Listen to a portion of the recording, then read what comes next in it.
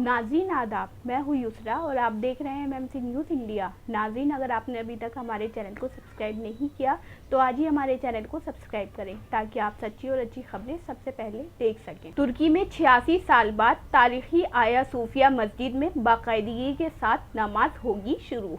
अदालत ने इस्तांबुल में वाक़या म्यूजियम को मस्जिद में तब्दील करने का सुनाया है फैसला। फैसले के बाद तुर्की, मशरिक़े वुस्ता, यूरोप, अफ्रीका और हिंदुस्तान में भी है चर्चा। क्या है पूरा मामला, इस पर देखिए हमारी मुकम्मल रिपोर्ट। एक तरफ जहां दुनिया कोरोना वायरस जैसी मौलिक वबा की वजह से परेशान है, अभी तक इस वबा का कोई इलाज नहीं निकल सका है। इस वजह से लाखों लोग अभी तक इससे हलाक हो चुके हैं। वहीं दूसरी जानिब मुस्लिम ममालिक और उनमें रहने वाले मुस्लिम शहरियों पर जुल्म सितम की खबरें रोज़ बरोज़ सुनने में आती हैं। ऐसे हालात में एक अच्छी खबर सामने आई है और वो ये है कि तुर्की में तारीखी आया सूफिया मस्जिद में 86 साल के बाद नमाज जुमा की अदायगी के साथ बाकायदा नमाज शुरू हो जाएगी। यकीनन ये खबर खुश आइंद है। इसी पस मंज़र में रोज़नामा इंकलाब ने डॉक्टर यामीन अंसारी का एक मज़मून शाया किया है जिसकी सुर्खी है, आया सूफिया मस्जिद, हंगामा है क्यों बरपा। तफसीली खबर कुछ इस तरह है। अब से चंद घंटों के बाद तुर्की की सरजमीन पर एक तारीखी वाक़या रोनुमा होने वाला है। एक ऐसा वाक़या जो न सिर्फ आलम इस्लाम बल्कि दुनिया भर के लिए मौजूए बहस है। अगरचे 24 जुलाई 2020 बरोज़े जुम्मा ये वाक़या तारीखी शहर इस्तांबुल कस्तंतुनिया में पेश आने वाला है, लेकिन इसके असरात पूरी दुनिया में देखने को मिलेंगे। तहज़ीबी, सकाफ़ती और मजहबी एतबार से भी ये वाक़या हर ख़ास व आम की ज़बान पर पहले से ही है, क्योंकि यहाँ की तारीखी आया सूफिया मस्जिद में 86 साल के बाद पहली बार नमाज जुमा की अदायगी के साथ बाकायदा नमाज शुरू हो जाएगी। दरअसल तुर्की में गुज़िश्ता दिनों अदालत ने इस्तांबुल में वाक़या म्यूजियम को दोबारा बहैसियत मस्जिद बहाल करने का फैसला सुनाया है। इस फैसले के बाद न सिर्फ तुर्की, मशरिक़े वुस्ता, यूरोप और अफ्रीका तक एक बहस शुरू हो गई है, बल्कि हमारे मुल्क हिंदुस्तान में भी इस बात की खूब चर्चा है कि क्या ये फैसला सही है या गलत। सोशल मीडिया पर तो जैसे इस फैसले की मुवाफ़क़त और मुखालफत में एक तूफ़ान सा बरपा है। मुख्तलिफ हवालों, तारीख़ी वाक़यात, पुरानी दस्तावेज़ात और शरई अहकामात से अपनी अपनी बातों को दुरुस्त साबित करने की कोशिश की जा रही है। कभी कभी तो एहसास होता है कि इस मामले की शिद्दत तुर्की से ज़्यादा हिंदुस्तान में है।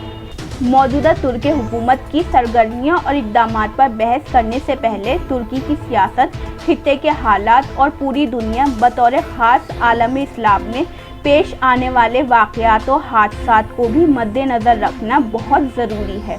दरअसल आया सूफिया मस्जिद की बहाली पर बहस व मुबाहिसे की दो बड़ी वजूहात हैं। एक तो ये कि तुर्क अदालत के हुक्मनामे के बाद ये सवाल शिद्दत इख्तियार कर रहा है कि क्या तुर्की खिलाफत या सल्तनत के अहिया की तरफ बढ़ रहा है, और दूसरा ये कि क्या वाकई एक चर्च को मस्जिद में तब्दील किया जा रहा है।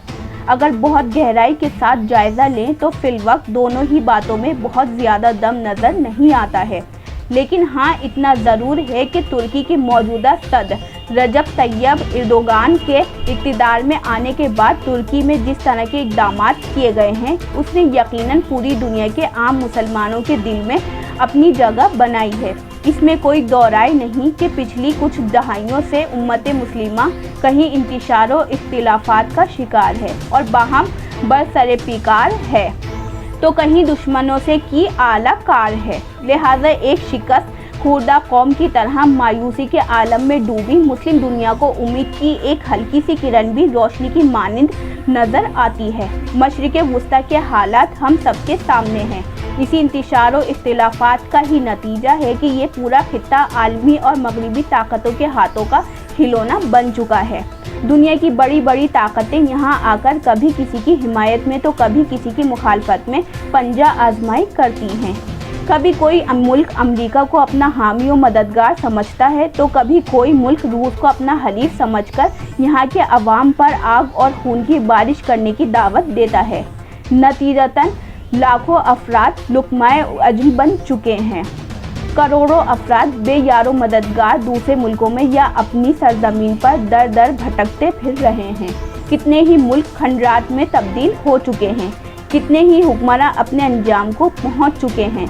गर्ज ये कि अफगानिस्तान से लेकर ईरान तक, लीबिया से लेकर सीरिया तक, इराक से लेकर यमन तक, हर जगह तकरीबन एक ही कहानी है। इस पूरे खित्ते का मसला इतना पेचीदा हो गया है कि ये इतनी आसानी से हल होने वाला नहीं है। लेकिन इतना ज़रूर कहा जा सकता है कि तुर्की के इक़दामात ने एक बार फिर माजी के दरीचों को खोलने की कोशिश की है।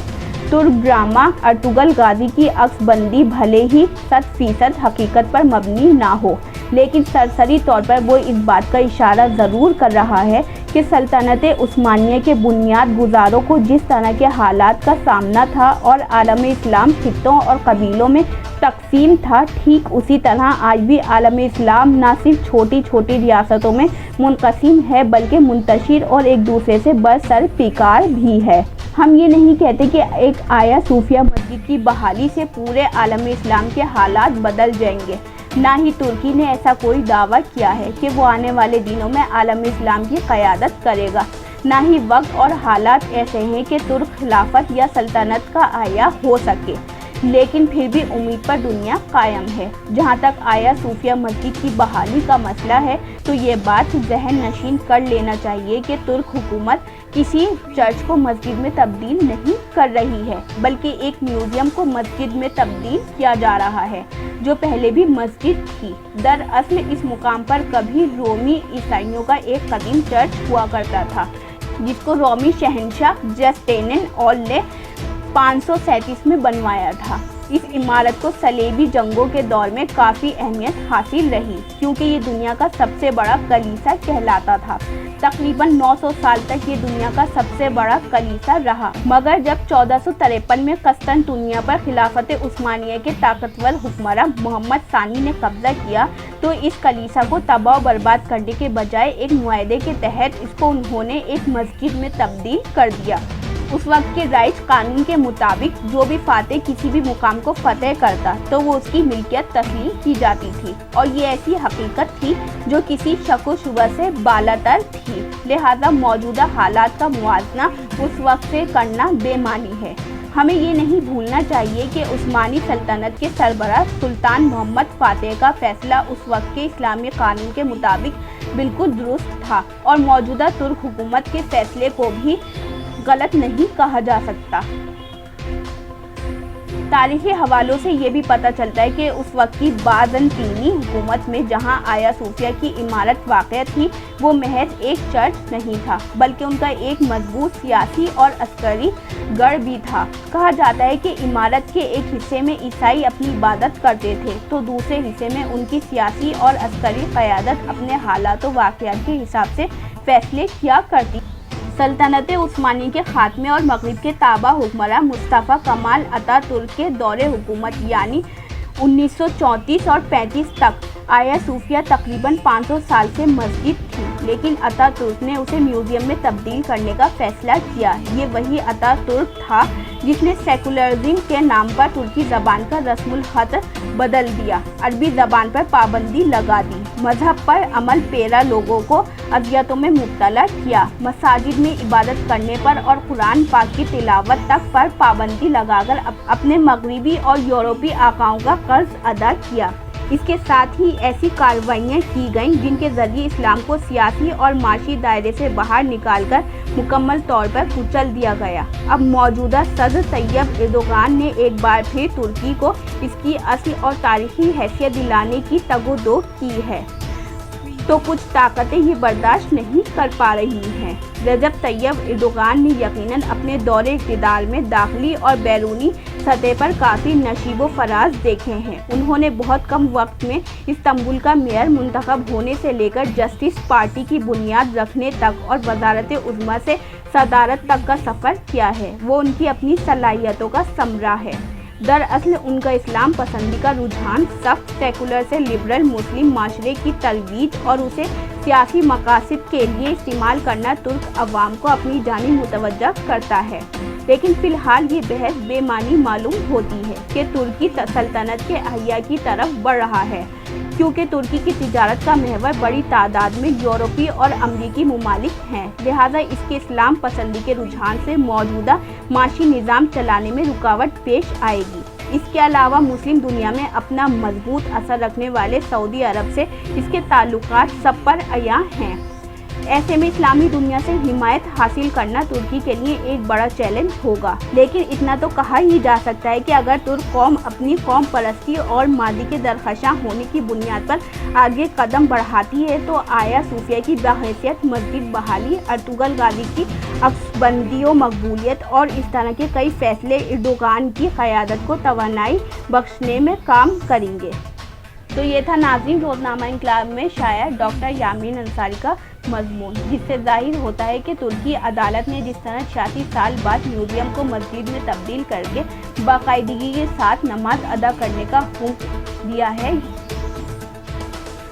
जिससे जाहिर होता है कि तुर्की अदालत ने जिस तरह 86 साल बाद म्यूजियम को मस्जिद में तब्दील करने का बाकायदगी के साथ नमाज अदा करने का हुक्म दिया है, ये कदम वाकई काबिल तारीफ कदम है। लेकिन इस ताल्लुक से जो सवालात कायम किए जा रहे हैं उनका जवाब क्या होगा, ये मुस्तकबिल तय करेगा। यूसरा अंसारी की रिपोर्ट, MMC न्यूज़ इंडिया, नई दिल्ली। तो नाज़रीन, हम भी हाजिर होंगे कुछ बड़ी खबरों के साथ। तब तक के लिए हमें दीजिए इजाज़त और देखते रहिए MMC न्यूज़ इंडिया और हमारे चैनल को ज़्यादा से ज़्यादा सब्सक्राइब कीजिए। शुक्रिया।